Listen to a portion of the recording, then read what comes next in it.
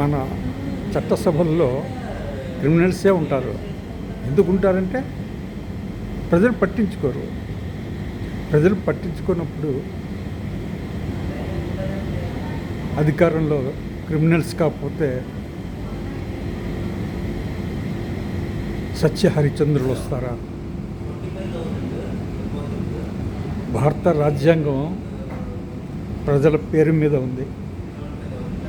ఒక ఇంటికి ఒక వ్యక్తి ఆస్తిపరుడు అని రాసినప్పుడు ఆ ఇల్లు ఆ వ్యక్తికి ఏ రకంగా సొంతం అవుతుందో ఈ దేశం ప్రజల సొంతం అని రాజ్యాంగంలో ఉంది.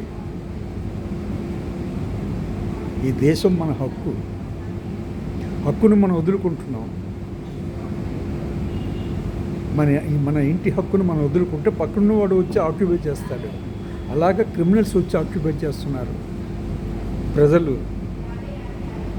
బుద్ధి తెచ్చుకోవాలి. ఈ దేశం మనది, మాది అని పోరాటం చేయాలి. అప్పుడు చట్టసభల్లో నిజంగా ప్రజల కోసం పనిచేసే ప్రజాప్రతినిధులు వస్తారు. ఈ దేశం ప్రజలది, అవినీతి పరులది,